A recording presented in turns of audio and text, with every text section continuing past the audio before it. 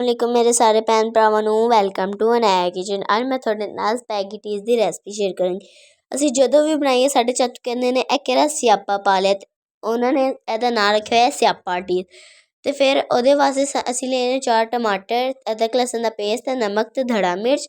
ਤੇ ਅਸੀਂ ਕੁਝ ਲਈਆਂ ਨੇ ਸਬਜ਼ੀਆਂ ਜਿਹਦੇ ਵਿੱਚ ਗਾਜਰ, ਮਟਰ, ਬੰਦ ਗੋਭੀ ਤੇ ਸ਼ਿਮਲਾ ਮਿਰਚ ਹੈ ਸਾਡੇ ਕੋਲ। ਸਾਡੀ ज़्यादा फैमिली है, इस वास्ते ਅਸੀਂ ज़्यादा सब्जियां कट्टियां। ते फिर ਅਸੀਂ 2 डब्बे ਅਸੀਂ ਲੈ ਲਏ ਨੇ ਬੇਕ ਪਾਰਲਰ ਦਾ ਸਪੈਗੇਟੀਜ਼ ਦੇ। ਫਿਰ ਅਸੀਂ ਲਏ ਨੇ ਸੌਸ ਜਿਹਦੇ ਵਿੱਚ ਚਿਲੀ ਸੌਸ, ਸੋਇਆ ਸੌਸ ਤੇ ਸੇਬ ਦਾ ਸਿਰਕਾ ਹੈ, ਠੀਕ ਹੈ, ਵਿਨੀਗਰ ਜਿਹਨੂੰ ਕਹਿੰਦੇ ਨੇ। ਥੋੜ੍ਹੀ ਜਿਹੀ ਬਾਰੀ ਇੰਗਲਿਸ਼ ਮੈਨੂੰ ਵੀ ਆਉਂਦੀ ਹੈ।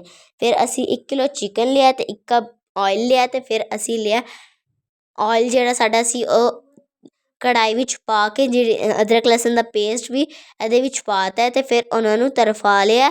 ਤੇ ਫਿਰ ਜਿਹੜਾ ਸਾਡਾ ਚਿਕਨ ਸੀ 1 ਕਿਲੋ ਅਸੀਂ ਚਿਕਨ ਲਿਆ, ਉਹ ਵੀ ਅਸੀਂ ਇਹਦੇ ਵਿੱਚ ਪਾ ਕੇ ਉਹਨੂੰ ਵੀ ਚੰਗਾ ਘੁਮਾ ਲਿਆ। ਤੇ ਫਿਰ ਅਸੀਂ ਦੂਸਰਾ ਤਾਂਬਿਆ ਲੈ ਕੇ ਉਹਦੇ ਵਿੱਚ ਨਮਕ ਪਾ ਕੇ ਉਸ ਪਾਣੀ ਨੂੰ ਬੋਇਲ ਹੋਣ ਦਿੱਤਾ। ਫਿਰ ਅਸੀਂ ਟਮਾਟਰ ਲੈਣੇ ਤੇ ਨਮਕ ਤੇ ਧੜਾ ਮਿਰਚ ਲਈ ਹੈ ਤੇ ਮਿਰਚਾਂ ਲਈਆਂ ਨੇ ਹਰੀ ਮਿਰਚਾਂ ਜਿਹੜੀ ਮੈਂ ਤੁਹਾਨੂੰ ਵਿਖਾਈਆਂ ਸੀ। ਦੇਖ ਸਕਦੇ ਹੋ ਤੁਸੀਂ ਮੇਰਾ ਚਿਕਨ ਗੋਲਡਨ ਹੋ ਗਿਆ ਤੇ ਮੈਂ ਉਹਦੇ ਵਿੱਚ ਟਮਾਟਰ ਵਗੈਰਾ ਪਾ ਤਾ। ਤੇ ਫਿਰ ਹੁਣ ਇਹਦੇ ਵਿੱਚ ਮੈਂ ਪਾਉਣ ਲੱਗੀ ਹਾਂ ਸੌਸ, ਚਿਲੀ ਸੌਸ, ਸੋਇਆ ਸਾਸ ਤੇ ਸੇਬ ਦਾ ਸਿਰਕਾ ਮੈਂ ਪਾ ਤਾ ਇਹਦੇ ਵਿੱਚ, ਠੀਕ ਹੈ। ਤੇ ਫਿਰ ਇਹਨਾਂ ਨੂੰ ਵੀ ਚੰਗਾ ਅਸੀਂ ਭੁੰਨ ਲੈਣਾ। ਤੇ ਦੂਜੀ ਸਾਈਡ 'ਤੇ ਅਸੀਂ ਰੱਖ ਲੈਣਾ ਸਪੈਗੇਟੀਜ਼ ਨੂੰ ਬੋਇਲ ਹੋਣ ਵਾਸਤੇ ਰੱਖਿਆ ਸੀ, ਉਹ ਵੀ ਸਾਡੀ ਬੋਇਲ ਹੋ ਗਏ ਨੇ। ਤੇ ਫਿਰ ਜਿਹੜੀ ਦੂਜੀ ਸਾਈਡ ਹੈ ਉਹਦੇ ਵਿੱਚ ਵੀ ਅਸੀਂ ਪਾ ਦੇਣੇ ਜਿਹੜੀ ਸਾਡੀ ਸਬਜ਼ੀਆਂ ਮਟਰ, ਬੰਦ ਗੋਭੀ, ਸ਼ਿਮਲਾ ਮਿਰਚ ਤੇ ਗਾਜਰ ਸੀ, ਉਹ ਵੀ ਅਸੀਂ ਇਹਦੇ ਵਿੱਚ ਪਾ ਦਿੱਤੀਆਂ ਨੇ।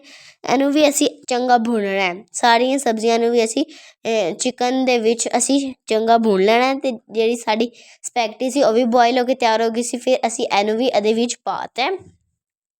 ਫਿਰ ਅਸੀਂ ਇਹਨੂੰ ਵੀ ਸਾਰੇ ਮਸਾਲੇ ਨਾਲ ਮਿਕਸ ਕਰ ਦੇਣਾ, ਠੀਕ ਹੈ। ਜਿਹੜੀ ਸਿਆਪਾ ਟੀਜ਼ ਹੈ ਉਹ ਸਾਡੀ ਥੋੜ੍ਹੀ ਬੋਲੀ ਤਿਆਰ ਹੋ ਗਈ ਹੈ। ਹੁਣ ਜਿਹੜੀ ਸਿਆਪਾ ਟੀਜ਼ ਹੈ ਉਹ ਤਿਆਰ ਹੋ ਗਈ। ਅਸੀਂ ਬਣਾਈ ਹੈ, ਬੜੇ ਮਜ਼ੇਦਾਰ ਬਣੀ ਹੈ। ਤੁਸੀਂ ਵੀ ਇਹਨੂੰ ਲਾਜ਼ਮੀ ਟਰਾਈ ਕਰਨਾ ਹੈ ਅਤੇ ਮੇਰੀ ਵੀਡੀਓ ਨੂੰ ਵੀ ਲਾਈਕ, ਸ਼ੇਅਰ ਅਤੇ ਸਬਸਕ੍ਰਾਈਬ ਕਰਨਾ ਅਤੇ ਬੈਲ ਆਈਕਨ ਨੂੰ ਵੀ ਦਬਾਉਣਾ। ਤੁਸੀਂ ਮੈਨੂੰ ਦੁਆਵਾਂ ਵਿੱਚ ਵੀ ਯਾਦ ਰੱਖਣਾ ਅਤੇ ਤੁਸੀਂ ਮੈਂ ਜ਼ਿਆਦਾ ਤੋਂ ਜ਼ਿਆਦਾ ਲਾਈਕ, ਸ਼ੇਅਰ, ਸਬਸਕ੍ਰਾਈਬ ਵੀ ਕਰਨਾ, ਠੀਕ ਹੈ। ਅੱਲਾ ਹਾਫਿਜ਼।